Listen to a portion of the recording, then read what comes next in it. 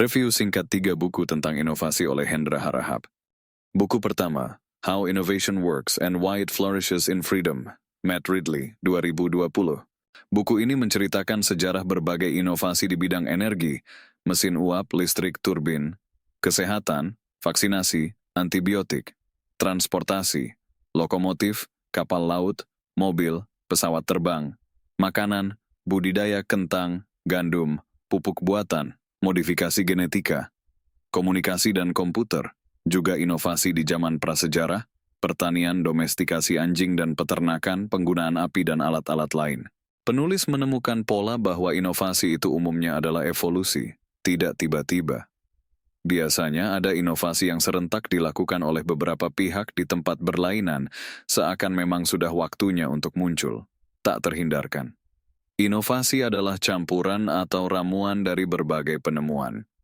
Untuk inovasi diperlukan banyak eksperimen. Inovasi berkembang lebih baik di sistem pemerintahan yang terdesentralisasi. Penulis juga menemukan bahwa inovasi itu adalah gerakan arus bawah, bukan arahan dari otoritas. Penjelasan ilmiah dari inovasi biasanya menyusul kemudian, jadi tidak selalu bahwa inovasi adalah penerapan dari teori ilmiah. Inovasi tidak dapat dipaksakan pada konsumen, tetapi konsumen yang memilih inovasi yang dianggap berguna. Inovasi meningkatkan saling ketergantungan, juga tidak menyebabkan pengangguran, malah memperluas peluang pekerjaan. Perusahaan besar biasanya tidak baik dalam berinovasi karena birokrasi dan zona nyaman. Di sisi berbeda, penulis menyoroti fenomena lain. Penipuan yang mengatasnamakan inovasi seperti kasus Theranos, banyak inovasi yang melambat, misalnya teknologi handphone, juga inovasi yang ternyata belum muncul seperti yang dijanjikan, contoh, Hyperloop dan penjelajahan antariksa.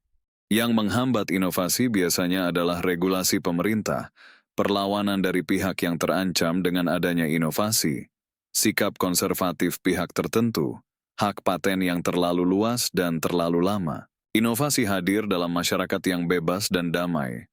Saat ini inovasi melambat di dunia barat karena regulasi yang berlebihan. Sementara ini melaju di Cina, namun diprediksi akan melambat karena pemerintah yang otoriter. Inovasi mungkin akan melaju ke depannya di India atau Brazil. Buku kedua, Pure Invention, How Japan Made the Modern World, Matt Alt, 2021. Buku ini menceritakan tentang kontribusi Jepang dalam banyak hal setelah kehancuran dan kekalahan di Perang Dunia Kedua, dengan latar belakang sejarah dan budaya yang sangat terinci. Penulis yang kelahiran Amerika Serikat namun sudah tinggal lama di Jepang, bisa merangkum kisah perjalanan Jepang dari era 1940-an sampai masa kini dengan sangat baik. Kontribusi Jepang pada dunia berawal dari mobil mainan yang dibuat dari kaleng bekas minuman para tentara Amerika yang bertugas di Jepang, yaitu replika mobil Jeep, kemudian berkembang menjadi pengekspor utama mainan dunia yang tadinya dikuasai oleh Jerman. Selanjutnya, hiburan untuk generasi muda setelah perang adalah komik atau manga, yang kemudian berkembang menjadi film kartun atau anime. Yang berhasil mendunia adalah Mighty Boy, atau dikenal sebagai Astro Boy di Amerika. Untuk generasi yang lebih tua, hiburan yang akhirnya mendunia adalah karaoke. Selain itu, Jepang banyak mengekspor hal-hal kecil yang lucu atau imut yang dalam istilah Jepang disebut kawaii, seperti Hello Kitty yang mendunia.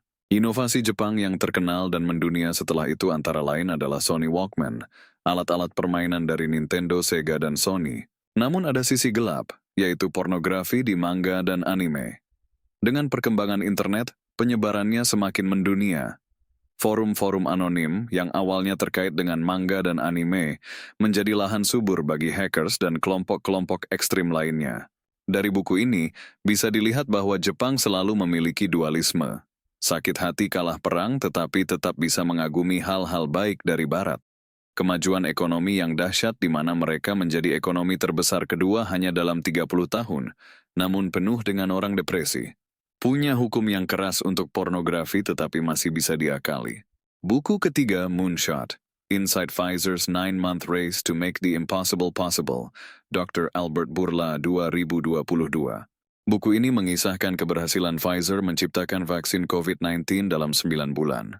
Banyak tantangan yang dihadapi dari riset dan pengembangan, pembuatan, distribusi, perizinan, penolakan vaksin, namun semuanya mampu diatasi hingga akhirnya dapat menyediakan miliaran dosis vaksin ke penjuru dunia. Untuk riset dan pengembangan, Pfizer bekerja sama dengan perusahaan Jerman BioNTech yang didirikan oleh imigran asal Turki. Penulis buku ini adalah pimpinan Pfizer warga negara Amerika, imigran asal Yunani keturunan Yahudi, dan mengandalkan tim riset Pfizer yang tersebar di banyak negara. Manufakturing dipusatkan di 2 tempat, yaitu di Michigan, Amerika, dan Brussels, Belgia, dengan tantangan logistik yang luar biasa karena ada 280 bahan baku vaksin dari 19 negara. Tantangan distribusi antara lain bahwa vaksin harus disimpan dalam suhu yang sangat dingin, adanya kebijakan pemblokiran ekspor vaksin oleh pemerintah Amerika, dan kondisi lockdown.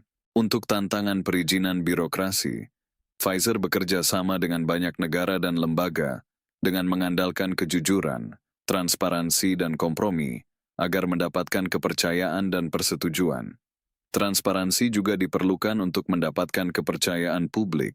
Selain penerapan harga vaksin dan akses bagi pemesanan yang berkeadilan, keberhasilan Pfizer ditunjang antara lain oleh kesiapan organisasi, yaitu restrukturisasi perusahaan agar fokus pada inovasi, juga digitalisasi riset agar memudahkan kerja sama tim, kepemimpinan yang kuat, yang efektif mengatur organisasi raksasa dengan ratusan lokasi dan puluhan ribu karyawan.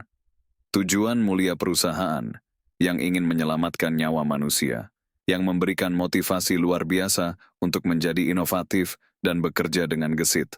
Modal finansial yang kuat, yang digunakan secara leluasa, mengutamakan efektivitas dibandingkan efisiensi demi tercapainya tujuan. Penulis berharap keberhasilan Pfizer menjadi inspirasi untuk semakin mengutamakan keselamatan dan partisipasi pasien dalam bidang medis, penggunaan lebih banyak teknologi canggih seperti AI, serta semangat kerja keras untuk menciptakan vaksin atau obat lainnya. Demikian review singkat 3 buku tentang inovasi. Nantikan review buku-buku lainnya.